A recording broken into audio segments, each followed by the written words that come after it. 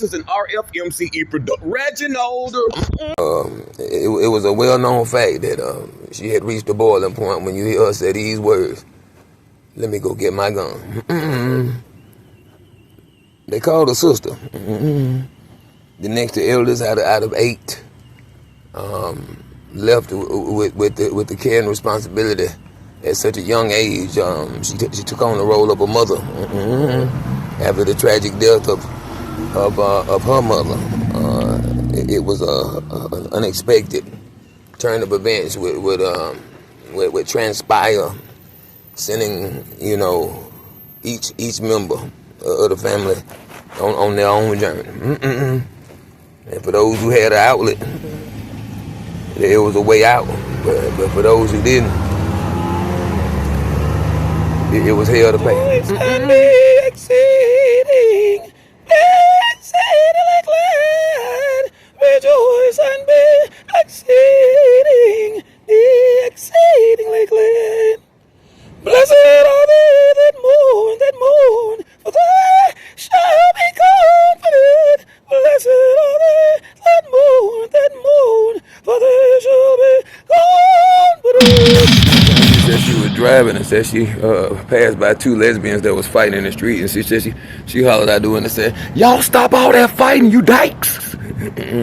Reginald, you done drunk all the milk. My doctor told me I ain't getting no calcium. Whenever you knock on her door, she always asks me, who it is. And I guess, I'm always expecting her to know my voice, and I'd be like, "It's me." And then she'd be like, "Me who? Like, me who?" That's when you better, go on, give her your government, and then state your address with the subject title and the text right below, letting her know, that you her offspring. There was a sibling bond as well as a rivalry, because that I never could completely understand the rivalry part of it, because they dealt very harshly, even if it hadn't been ages since they seen each other. What's going on? I think they got some more fish in there. It's probably all gone. That's why I got me a job, so I ain't got to beg a nigga for a piece of fish. Come on, y'all, let's go in here and act like we don't see them. She had a guy friend named Mike, and I liked old Mike. I knew it wasn't gonna be long before you saw Mike out there working in the yard. We played around with the little fat part of his lip through his snagger bottom teeth. Yeah, I think he down with the SBs, but the snagger bottoms. And so, but he always played with that. I guess it was always tempting. He said tempting to play with that little fat meat through the snagger of the whole situation. He said over the river, over the snagger and through the woods. But anyway, to the fat meat we go. But so, he said I would go with y'all, but I ain't got no ID. My mama said if you stop licking your tongue out like that, you won't need no ID. Oh, how we longed for the day when the age of 18 would come, because that's the age that she would say that we was going to stay with our dad. And but my time would come sooner than expected. I was actually 15 years old when I got in some trouble, some real stupid trouble, and that my mama took more serious than the O.J. Simpson trial. You couldn't tell me I wasn't on death row. The way we was going to, I'm talking about word for word, what happened from the time you left the house that day, when you came home from from school, and volunteered yourself for a nightmare. Next thing I know, it's a Chinese lady knocking on the house, not the door. Talking about Reggie the mama, and so I guess she picked us as the ones that she wanted to be guilty of the whole crime. I'm trying to tell them, I ain't had no but some Chinese currency. 13 years old with some Chinese currency. That what the bank wanted to know. You know, we'll be getting in touch with you guys, and it won't be to exchange this for American dollars either. But because when they, I hoped that went away, but it didn't. And I mean, they had eyewitnesses saying they saw me standing at the one store. So we lost. You know, and boy, I ain't never seen my mama so mad to get in the car. All I remember her saying as she walked away is, "Nigga, you about to make me lose my damn," and then that was it. She was gone. And all I remember was a whole bunch of cuss words that did not go together, and me holding on to the door just in case I had to jump out. I had to pull a jump out move, you know, and or roll and stop, jump, as I continue rolling. But anyway, so like I seen a mouse do out of a pillowcase I was standing on an Airbnb. They didn't tell me they had mices. But so when I rolled that pillowcase out, that mouse rolled out the pillowcase arm and style kept rolling in the momentum as he was going that way and got up on his feet and kept on going. That for so long, it was I think it burned an imprint into my mind, and that said, Reggie the mama. But anyway, so you gonna make me lose my damn. Is you still in the same spot that you was in when I left? I said, yeah, I don't know no other spot.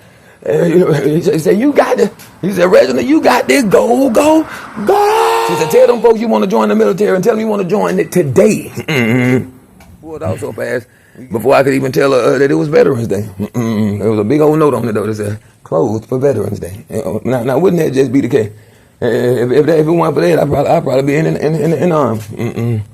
On my way to Afghanistan, and don't know why. I said, maybe I wonder what they got in a hummus down there, or some of them pita bread sandwiches. Would be to keep your mouth shut, your words few, you know, and your door closed. She said, Reginald, you got to go. And like with every go, it was a jump. You know, like this is something that she is in such strong support of that she can't help me, but defy the law of gravity. You know, in the process of trying to get the point across to me, the urgency of this necessity. This you have arrived upon a time, you know, in your life, son. Let me help you. That you need to be getting about making some plans or looking like that you are interested in getting out of my house. You know, this ain't no room in house. This ain't no resting house. Go on, nigga, get up out there, baby. When you hear that vacuum cleaner bumping that door, that means it's time. You need to be getting one time. She said, I know. You know, she said, I'm not. You know, I did the best I could raising y'all, and you know what? She didn't even have to say that because I know. You know, by whatever means, you know, she had to provide for her, you know, children, you know, and my mama worked all the time, you know, constantly working, just to make sure her children did not feel underprivileged, you know. And she said, I'm trying to keep you from having an inferiority complex, net. But anyway, what we need it ain't gonna be sugarcoated. It ain't gonna be delicate. It ain't gonna be, you know, pampering. It ain't gonna be always to your liking. It ain't gonna stroke your ego. But it's gonna bring out the best in you. I can promise you that. And you will survive. Hallelujah. He's worthy to be praised. Reginald, you done drunk all the milk. My doctor told me I ain't getting no calcium. You stop licking your tongue out like that. You won't need no ID. Plane flying open, and as she drove down on me with the 9mm, and the next thing I thought I was gonna see was a ball of fire. But I made my visits a little less frequent after that, because one thing about them, come see them on the holiday, see them on the weekend, but do not stay. You know, my mom always gave her final analysis after she once she's observed everything. Like whenever I introduced her to a new girlfriend or her real thoughts, but she'd have enough respect to do it. Like after she done got a few blocks away, and she had to take a girlfriend of mine home once, and And I knew it was coming, and she said, first she'll do this little tune. That girl knows she didn't need to wear them shoes. Had on a Goodwill dress and some granny heel shoes, Lord have mercy. And but a whole lot of bumps on her face. And she's a red. We got enough ugly folks in the family. I made my visits a little less frequent after that, because one thing about them, come see them on the holiday. See them on the weekend. But do not stay at the laundromat place packed full of people. And the garbage bag was missing. And she said, "Where the garbage bags?" I said, she said, "I'm finna say something, if you just bear with me. I ain't got time for that. That's why I hate fooling with folks on crack. Because you instead of here let somebody steal the trash bags." I said, "Oh, crack? We talking about crack now? You mean to tell me you know where I can find some crack?" And boy, she flew out of there. She just couldn't deal with the pressure that comes with it having been discovered that you having a conversation about some yay over there in the corner at the laundromat. It looked like a situation filter. But with me, it's like American Express. So my mom flew out of that. Little did I know that it would be a long walk down what is called 10 Mill Road, because between Town and Fairfield, it's a long walk. All I can say, I don't know what that was in the woods. I heard all the way there, but it sounded like a ferocious beast. So I was within, only so many feet of being on that side or in the middle. And to add insult to injury, I'm wearing some fake feet. I wouldn't have never known they was fake if it wasn't for this test of time, which would prove to be, a gruesome drudgery, down what I would call, what I would like to call the death walk. 10 Mill Road is a place where somebody can hit you and get away with it. And then play it up and be like, wonder what that was. Looked like they was carrying laundry. I had 2 great big laundry bags in both hands. And whichever side wanted to hit me, that's the side that spent me this way or that way. But I know them shoes were so plastic. Feli ought to be ashamed of themselves. As a matter of fact, what is a Feli? Is that an A? Is that an apron making an I sound? Is it A-E-I-O-U and sometimes Y? But that showed what I was wondering.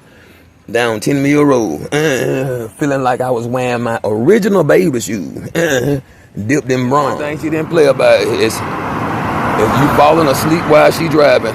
Boy, my mama said, "Is anybody coming? Anybody coming? Anybody behind me? You gonna wake up dead?" I'm like, how do you pal? And she was, talking at the same time. Yeah, nigga, I wish you would. You look like you want to jump, nigga. And boy, I know a thing. My mama said, go in your room, Reginald.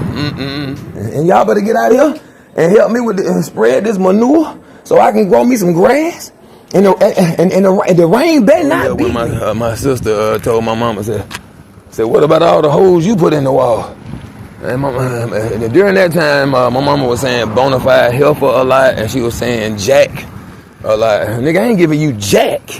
And so, and you bona, how you gonna tell me what to do to in my own house? You bona fide helper. She got a little something just in case you can't hear what she's saying, but and it gonna sound off,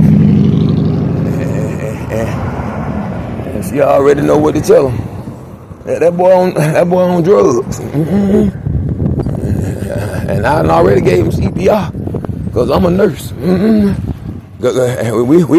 We knocking them off and bringing them back to life. Let's get some fluids. Give him a rope to bite down on, and a pan of hot water, and some rutabagas. My mama said, "You want some potato salad? Get some anyway." That's always been my attitude about life. Get some anyway. You got a problem with hard time? Get some anyway. The fact that she had reached the boiling point when you hear her say these words. Let me go get my gun. As a matter of fact, let me go get my gun.